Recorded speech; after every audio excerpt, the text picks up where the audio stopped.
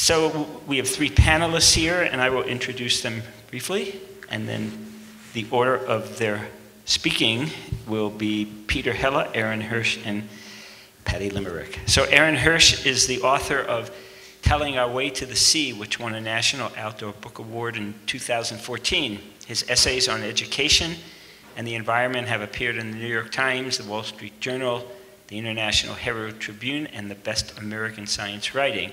His scientific work has been published in journals such as Science, Nature, Proceedings of the National Academy of Sciences, and a number of other journals. He's currently chair of the Vermilion Sea Institute, a research institute at the University of Colorado, Boulder, and he was a founder of the biotech company Intercell and a founding board member of Roberts and Company Scientific Publishers. Quite the eclectic man. So Patty Limerick is the faculty director and chair of the board of the Center of the American West at CU, where she's also a professor of history.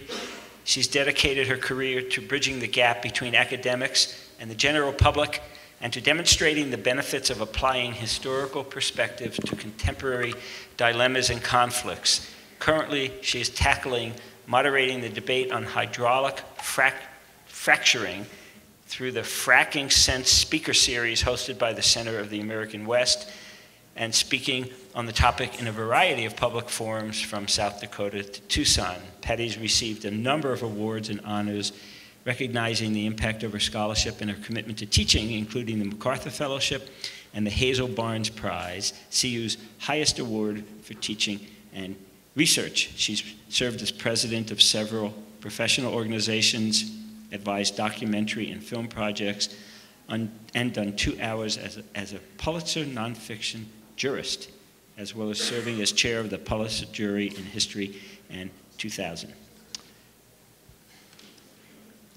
And Peter Heller is the author of two critically acclaimed best-selling novels, The Dog Stars and The Painter, from Knopf. He holds an MFA in poetry and fiction from the Iowa Writers Workshop and is a longtime contributor to NPR and a contributing editor of Outside Magazine, Men's Journal, and National Geographic Adventure. Peter is an award-winning adventure writer and the author of 4 books of literary nonfiction, including The Whale Warriors, Hell or High Water, Surviving Tibet's, how do you say it, Sangpo River, and Cook, a memoir about surfing, and Peter lives in Denver. So welcome our stellar panelists.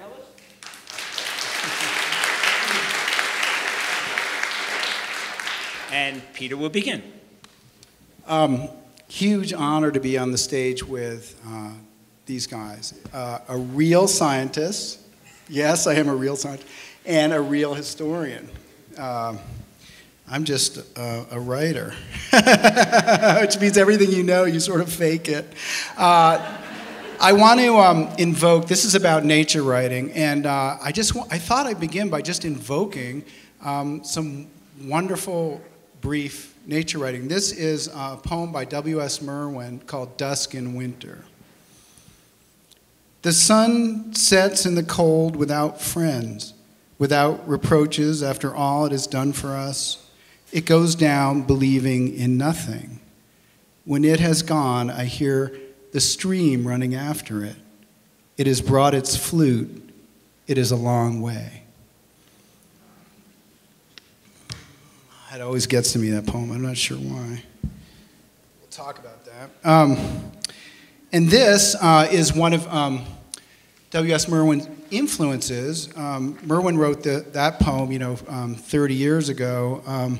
This was written in the Tang Dynasty in the 8th century, and it's by Tu Fu, or Du Fu. It's called Banquet at the So Family Manor. The windy forest is checkered by the light of the setting, waning moon. I tune the lute, its strings are moist with dew. The brook flows in the darkness below the flower path, the thatched roofs crowned with constellations. As we write, the candles burn short. Our wits grow sharp as swords while the wine goes round. When the poem contest is ended, someone sings a song of the South, and I think of my little boat and long to be on my way. And then I thought, just because here we are, I'm going to read a paragraph from The Painter. And this isn't just to say that not only on the stage with these guys, but I'm in the company of these writers.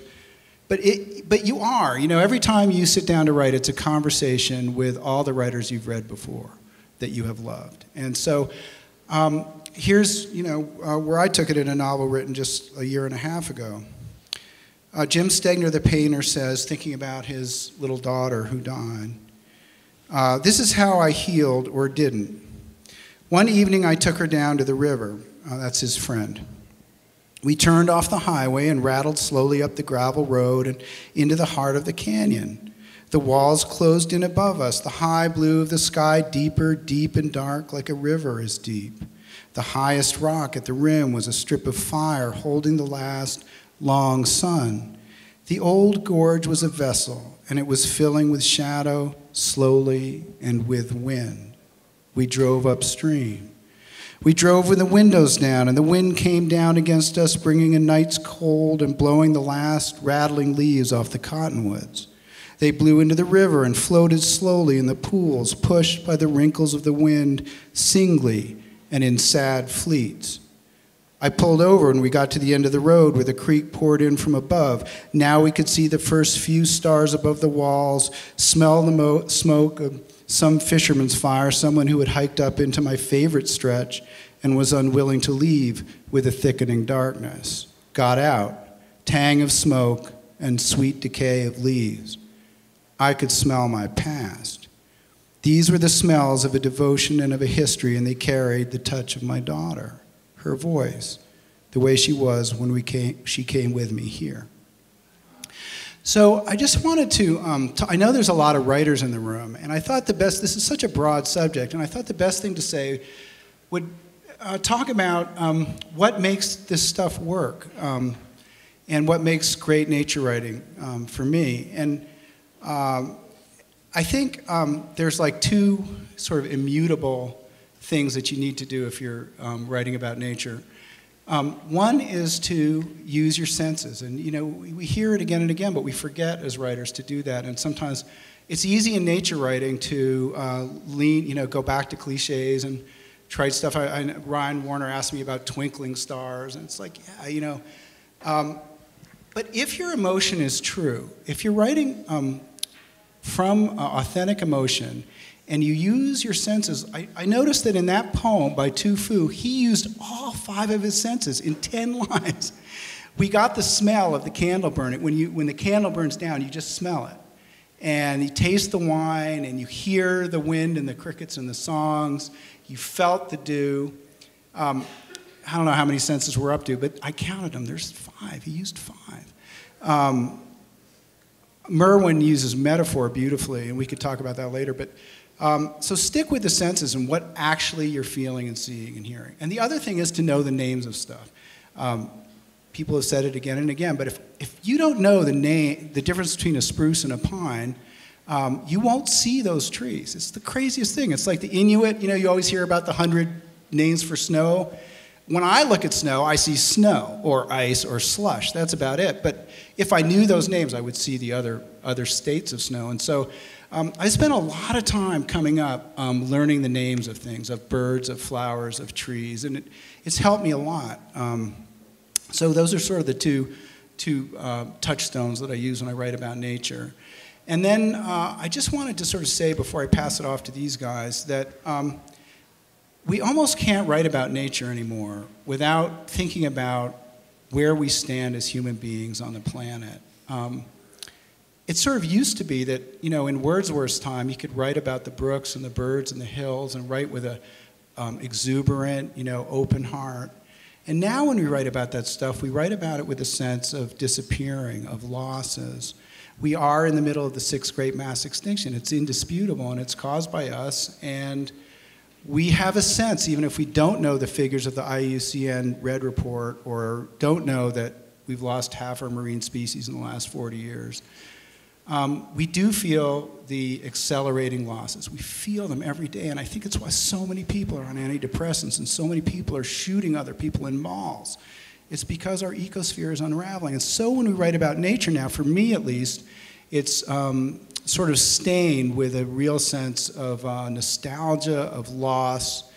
And yet, when I get connected with it, when I'm out in nature and when I'm writing about it in a deeply authentic way, I can't help but feel joy. And so that's the amazing thing. It's like, wow, we gotta feel the joy.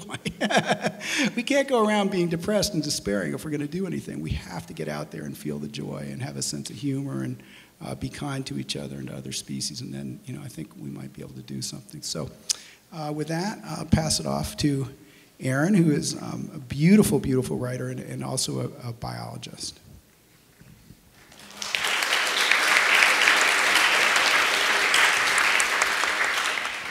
Thanks, Peter. After Telling Our Way to the Sea was published, I went to a bunch of literary festivals, book fairs, that sort of thing.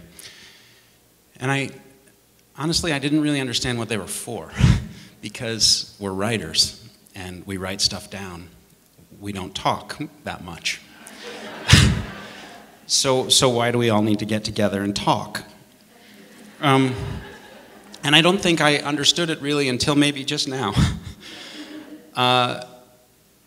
Writing is, Peter mentioned authenticity, which is important to writing, but so too is its opposite, inauthenticity. In a way, writing is a very inauthentic genre, because when we write, we get ourselves into a certain state of mind, and we know where we want to be. We're very careful about what we say. There's nothing spontaneous, really, about writing. You reread everything, you rewrite everything. But when you have to respond to someone, or when you're in a situation like this and something is presented to you, you just have to answer. I'm not going to get to edit this. And I actually wasn't going to talk about this, but when I heard the longing to get in my little boat and sail away, I just somehow couldn't not talk about this. So this is a very authentic moment.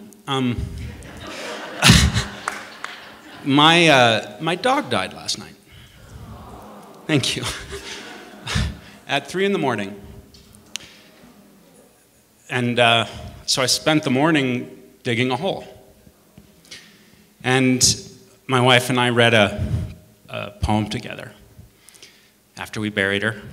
And what occurred to me that kind of compelled me to go here was that the poem that I was thinking about in relation to my dog also works in relation to loss of the natural world. And this is a big problem that we all face. You can't write about nature and care about nature without feeling loss every single day, because all the places we love, every single one is ravaged, despoiled. And if you don't see it, it's because you didn't see it 100 years ago, right? If you had seen it 100 years ago, even the most beautiful place we know now, if we'd seen it 100 years ago, it was very different. And so, what do we do with that? How do you know that? How do you keep that in mind and yet not become despairing, not give up and just say, fuck it, I'm not doing this. I give up. And so that's where this poem that I read this morning, I have to pull out my phone. I do own the book, I want you all to know. To get this poem, which is the poem that we read about letting our dog go, but I think it's also a poem that applies to how we might think about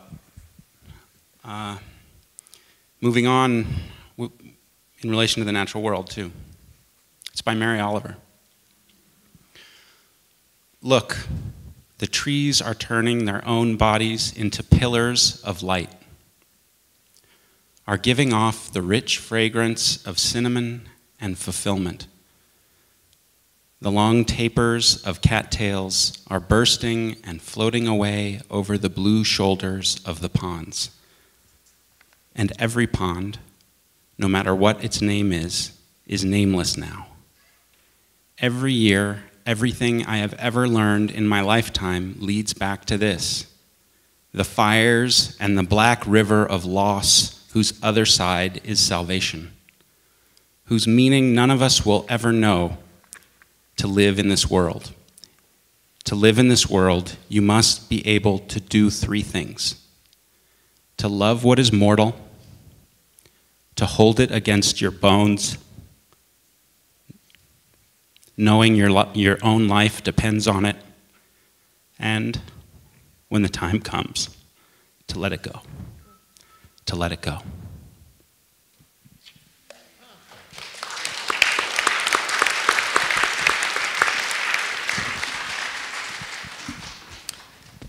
Well,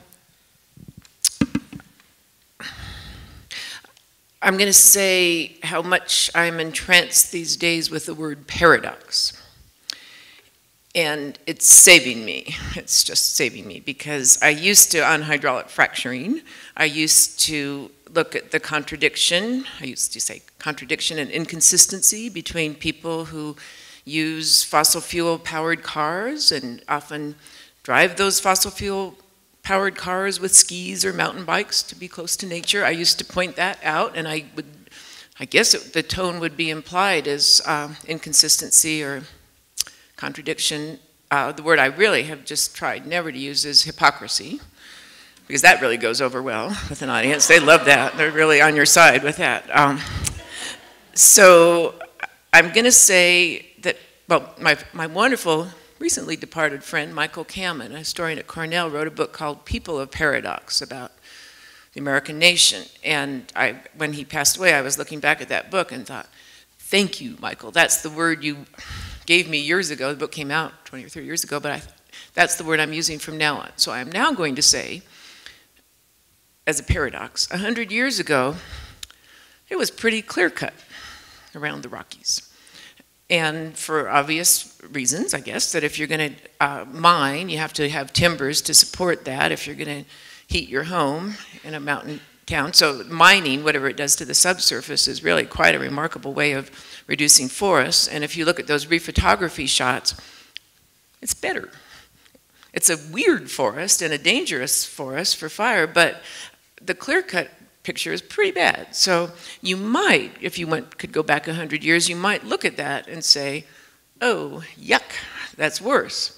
So, but I'm not saying that's a contradiction. I'm not saying that's an inconsistency. I'm saying, welcome to Paradox, which I wish I lived in a town named Paradox. I would like that. So I appreciate very much how loss is the story here, and the Oliver line about to love what will die. That's really the whole. That's the whole story. Human life in relationship to nature, in relationship to other people. That's what it's about. And to go cautious and timid and hold back because you know that's the outcome. That's no good. And the memories of the daughter and so on. There, it's all hanging in there. But I think that is really the core question of nature writing. As an effective form of building alliances and bringing more people on board, and really, and you've suggested that if you go into the gloom, that's where you stay. And your best shot is inviting other people to join you in the gloom, and that's not gonna, might as well call them hypocrites. They're gonna like that just about as much, to say, won't you come into darkness with me? So and that's where I think some of the things like the cutover lands were worse. Getting cholera on the Overland Trail, that was very terrible. I cannot get nostalgic for olden days where glad polio is under control and most are not entirely almost there. So I'm actually able to do quite a preposterous balance sheet of thinking, well, okay, I mean, this is not a perfect moment. But I don't know when that was as an historian. So this is a long-winded way of saying that working on that, how to say what I am now about to say, and usually rarely say in public or maybe even in private, which is I do feel, I guess I'll call it sorrow over our failure as stewards. I just think if somebody left you a pet to take care of and you treated that pet the way we, as a collectivity, well, that would really destroy a friendship if that. I lost my roommate Denise's dog when I was in college, and I found her. I found the dog.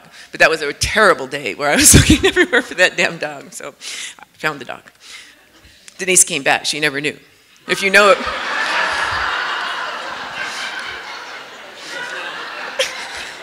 Her name was Denise Leader, and she was a very gifted actress, and she may be somewhere, so I'm forthright about it now.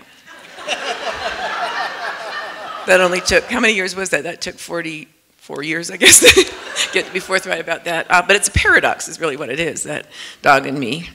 That dog chewed a lot of my possessions. So anyway, okay, where am I going? Well, I guess that's what I wanted to say, is that it is that. Earthquakes happen.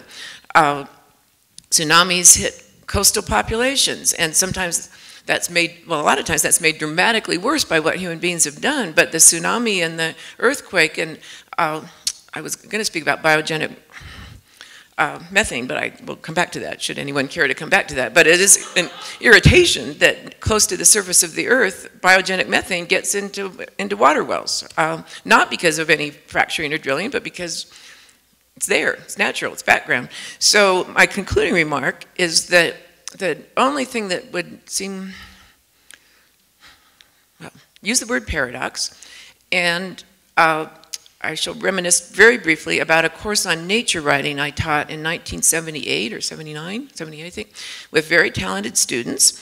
And our assignment was to read people who wrote memorably about nature, and the class would alternate. Half each week would write in the manner of that known writer. The poor, poor, poor young souls who were assigned to write in the manner of John Muir, you sound like a loon. You sound like a person who just thinks adjectives, more adjectives. I just want more, maybe an adverb, but it's really, it's so over the top when you're doing it right. I mean, the students I had to give A's to had written horrible things, but very paradox. That's a paradox. There's a paradox too. But I think the one, and this is the only time in my teaching experience where I did all the writing assignments, because it was so strange and interesting to try to go into that world. The one that I think I might have profited the most from, and we did the whole spectrum. We did Leopold, Joseph Wood Crouch, Edward Abbey, we did everything. Not everything, we did a lot. Writing about nature in the manner of Mark Twain. That lasted for me. And that's my concluding remark, is that as weird as it might be to recommend humor in nature writing, that's a little bit my pitch here. If you don't know the work of Jenny Price, she's a writer in Los Angeles. She wrote a book called 13 Ways of Looking at the Los Angeles River, and it's funny. She has a very funny story about a substance called mango body whip, which you have to read for yourself, and about a poor little chihuahua named Zuzu who gets taken by a coyote. So, I'm sorry about that's not, oh good Lord, I'm sorry. Oh, for heaven's sake, that was the,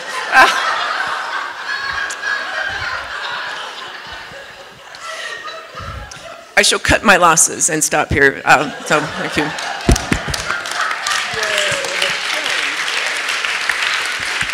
Wow, speaking really is authentic. It's fun. You remind me of, I did a book about Sea Shepherd. I went with those guys to Antarctica for a couple months chasing the Japanese whaling fleet.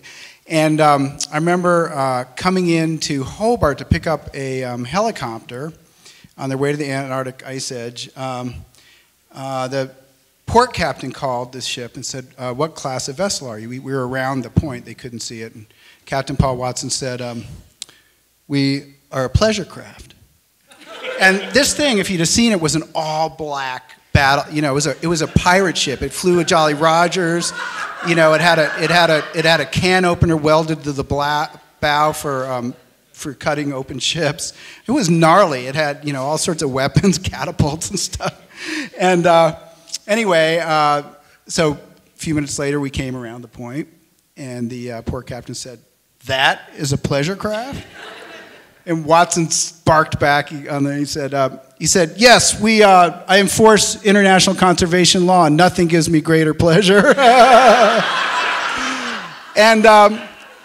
And the catapult, by the way, which is under this tarp, and it looked really gnarly. They were giving a tour to a bunch of Australian in Melbourne, a bunch of kids from a girls' school in their jumpers and skirts, and everything. They went by that, and they looked really concerned, like that was, you know. And the guy said, "No, we catapult garbage. Don't worry, it's all organic." And what you got from being on that ship was this incredible sense of esprit de corps and sense of humor. I mean, nobody on Earth knew the crisis of the oceans more than those 44 people. They knew that, you know, what the state of the Ridley sea turtle was and the sea cucumbers, and their idea was that if you can't save a whale in a internationally ordained whale sanctuary, the most charismatic of, you know, sea mammals, what good does a sea cucumber? What chance do they have? You know, they're not very charismatic. So that was the idea, and yet they were so full of fun and full of beans, and that just gets to that thing. It's like you have to. Mark Twain, writing about the Mississippi, he's the best nature writing on earth. I mean, it's just incredible when he writes about snags and the river in the dark. And anyway, this is so fun. I wanted to counter. I'm so sorry about your dog. I mean, it's like I know about this, and I wanted to share a poem that's at the end of the Dog Stars, where my character is thinking about his dog, and he made a constellation for him. And it's written by Li Shang-yin, also in the Tang Dynasty poet in the 8th century. And the poem goes, "When will I be home? When will I be home? I don't know. In the mountains, in the rainy night, the autumn lake is flooded. One day, we will be back together again. We will sit in the candlelight by the west window, and I will tell you how I remembered you tonight on the stormy mountain."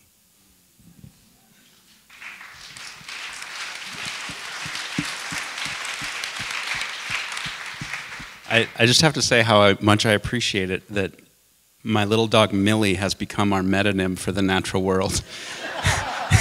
It's really amazing. And actually, Millie, it's appropriate because Millie was derived from the Vermilion Sea, which is where she came from. And she adopted us, we adopted her when we were down on the Sea of Cortez, teaching marine biology. And that same year was the first year that we found our first sea cucumber of the past decade, since they'd been systematically extracted all in 1 year. And so this really speaks to what you said, Patty, that, you know, it depends on what you're comparing. It depends on what you're comparing the present to. 15 years ago, there were 0 brown sea cucumbers in the Sea of Cortez, and today they're coming back.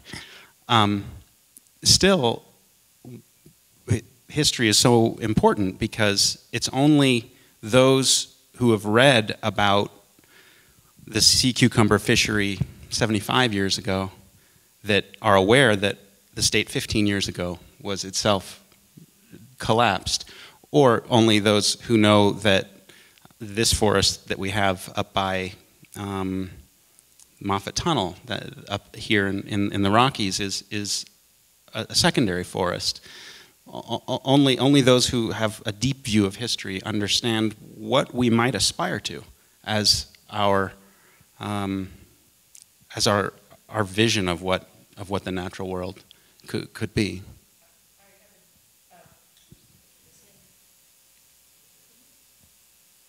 Actually wanted you to hear that. I don't know why I turned this off. Well, it might not be. Okay, so I have a hope, and I haven't really figured out the policy channels to make this happen, but I want a Surgeon General to issue a Surgeon General's warning about nostalgia, and because it will be hazardous to your health, and partly because you will be gloomy if you are thinking, oh, back in the olden days, and well, how really wonderful that was, and that will wear at you.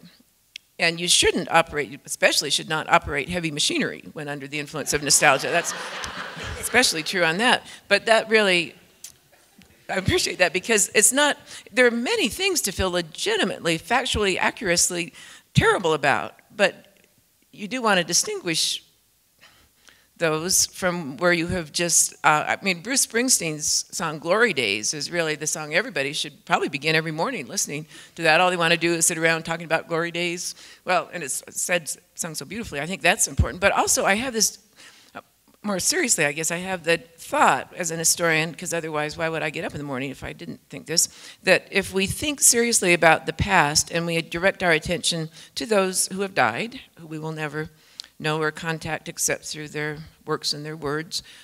If we can stretch back and see them in the past, for even 100 years is good, but a couple thousand is even better. If we can do that, then we can flip that sense of time into the future and think about posterity and really down-to-earth, serious, oh, those are going to be real people ways. And there's something about the stretching exercise of looking to the past and looking to the future that I hope could be really healthful.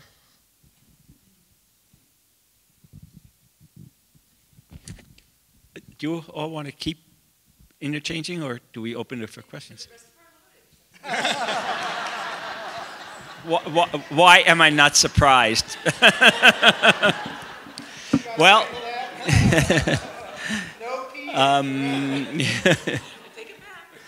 so we are now open for questions. Hello, hello. No, I think it'll be.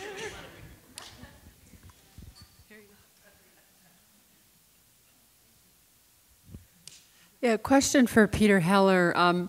I was hoping, I mean, I know we set ourselves up for disappointment when we have hopes and expectations, but I really wanted to hear you talk about characters. And when I saw that you were going to talk about that everything this weekend was kind of about nature, I thought, oh, you know, but then I really, in this, listening to this last 40 minutes, whatever's been delightful, and I realized that the thing that just grabs me viscerally about your writing that I love so much is that it's so naked about what it is to be human, but it is so wild. And I'd love if you'd talk about that, about the human creature and where your character is and how you write about them that's so different. I mean, if anybody described, and I promise I'll finish with this, but if anybody had told me what The Dog Stars was about, I would never have picked it up.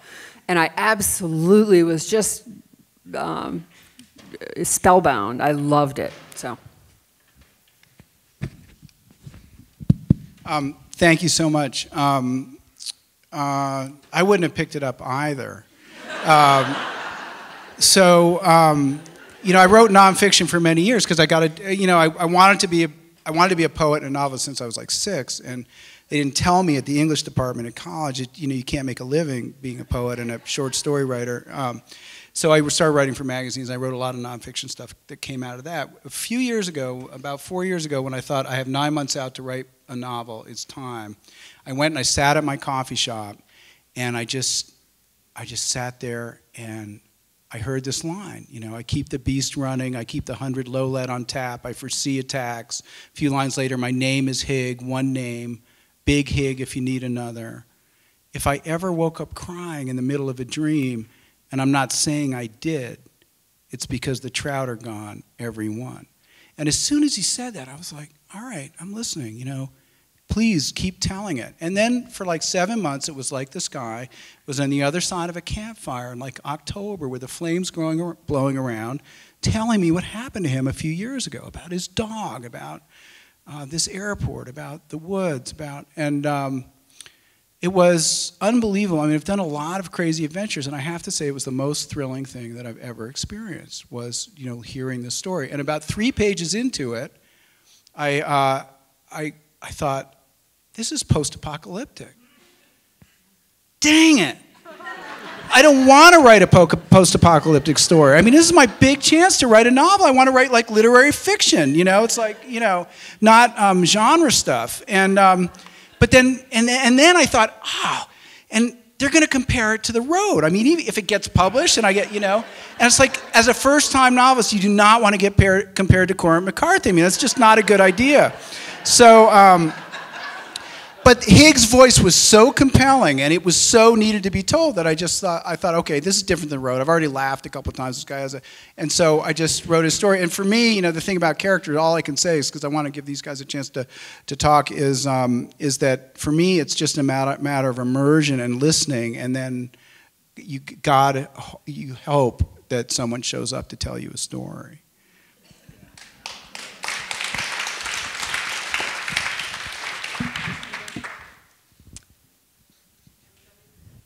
I can't see. Any? Do you all want to respond? Oh, yep. Great.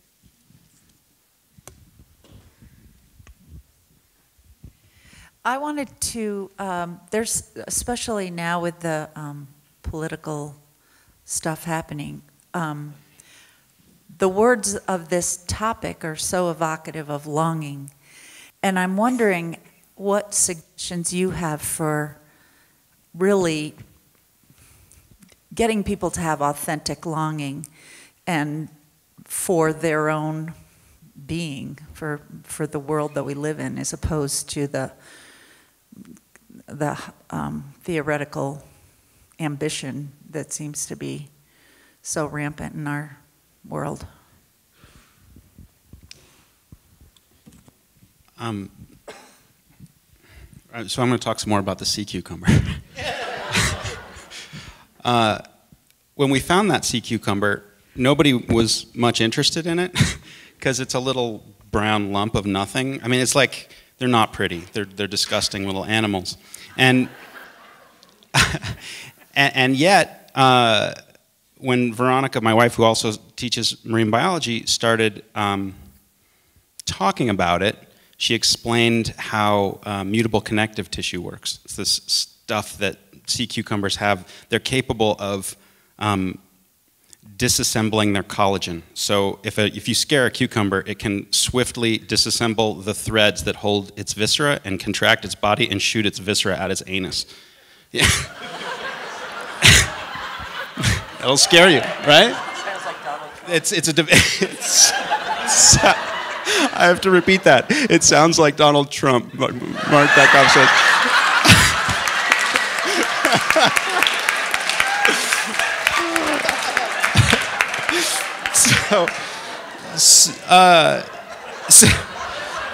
So she explained that. We talked about the history of the fishery. We talked about how you can actually look at this funny little lump and read the evolution of our own phylum, the chordata, by looking at the traits of this little brown lump if you look carefully enough. So we had something that was completely uninteresting and uncompelling on our hand. But when we started telling stories about it, stories that were histories about the fishery, stories that were evolutionary stories, stories that were about how it works, suddenly we had 12 riveted undergrads. They were into it. And where nobody would have much cared that there were any less or more sea cucumbers today than there were a decade ago, before we started having that conversation, after that conversation, everybody was pretty invested in this little lump of muck. And so I guess that would be my answer, that when you pick a detail, when you pick something, and you start telling stories, you let your stories go out from that object, it lends a sense of meaning and significance to that object. And your stories also have this amazing way of intersecting with other stories so that you inevitably reconstruct history and give yourselves the kind of memory that we've been talking about as being important. So that would be my response. This is a frail device here. It's fading out. So this will seem like a curious thing, but from time to time I've observed to audiences how distinctive environmental causes are, conservation causes, because they are so tied to literature. It's very difficult to think of environmental causes having any of the political impact if there weren't such a body of literature in so many different dimensions. I will say I thought Mark Twain was in the room with that cucumber thing there. We have really channeled the spirit here in that moment. But what I often say that in order to have a segue, to compare it to something else, I say, I don't believe that campaign finance reform has it's Henry David Thoreau. Yeah, and I actually think that's one reason why we have the calamitous form of expression of public values or action on those values, because things like that seem so dreary, and writers are not, that can't be anyone's choice of subject matter. If you're a drudge, yes. If you're a writer who was never going to write anything worth reading, yes, you might want to write about campaign finance reform, but it seems like the door is really open for saying maybe more powerful writing about these things that so gum up the works of our civic life and political action. So maybe, certainly, I mean, everything that you've said about take the individual creature and go out from there, but maybe take some of that spirit and apply it to our problems in governance and electoral politics and see if there is a way of writing about that that could be energizing and galvanizing. And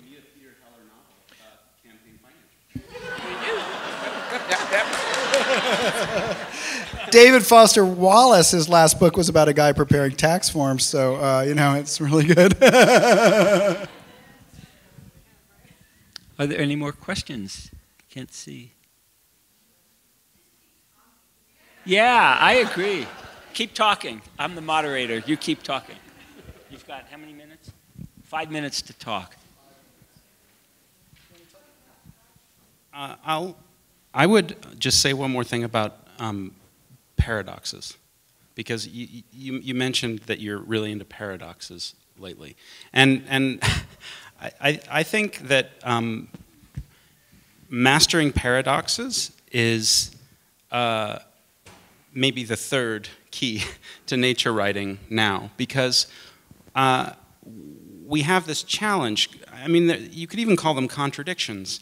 How do we maintain our sense of astonishment and awe in the face of the natural world while we're also realistic about factually what has happened to it?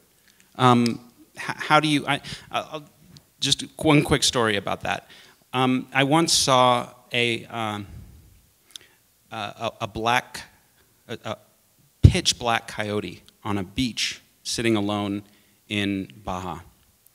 And I've always felt like seeing a wild animal is kind of a blessing. It has this very special electricity to it. And I had it then, and it was a wild animal. It was not only a wild animal, it was black, so it seemed like some kind of sign or something.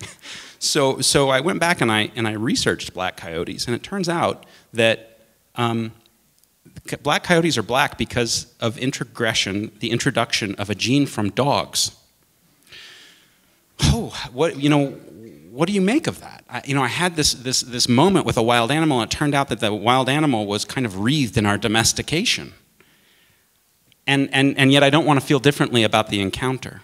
So that's about holding those two sides of the paradox together, I think. That just makes me think of a Baja coyote story. So once I was whale watching in kayaks for a story, and I wanted to get away from camp and just go, and I started running west through these dunes that looked like sort of like Dr. Seuss landscape, little sharp little dunes with little tufts of vegetation on the top, like little hair. And I was in these like little sort of gully, these little labyrinths between the dunes, and I got, I don't know, 1.5 miles, 2 miles from camp, and the sun was going down, and I got up on a dune, and I was just in shorts, I was barefoot, and I just lay down. I was so tired, and I lay down and I fell asleep for like 10 minutes, just for a few minutes, and when I woke up, on the top of 3 dunes, the closest dunes were 3 very large coyotes. And I looked at those guys and I thought, holy cow, like you guys could take me so easily, and you're kind of looking like I'm delicious.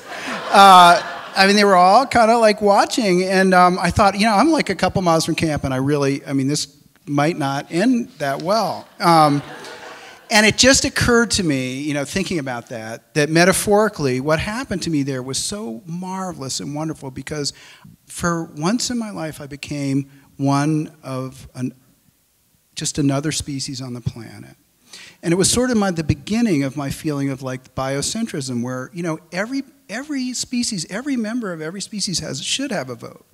Too bad it doesn't, because, you know, God would blow his whistle and it would be everybody out of the pool, all the humans. But this idea that we don't, you know, if we can get off the top of the food chain for a minute and just think about things a little more democratically, it's terrifying and humbling and liberating and wonderful, and that's where we need to be. We need to think about our little brothers and sisters that don't have a voice. So. Well, thank you for coming. Superb panel.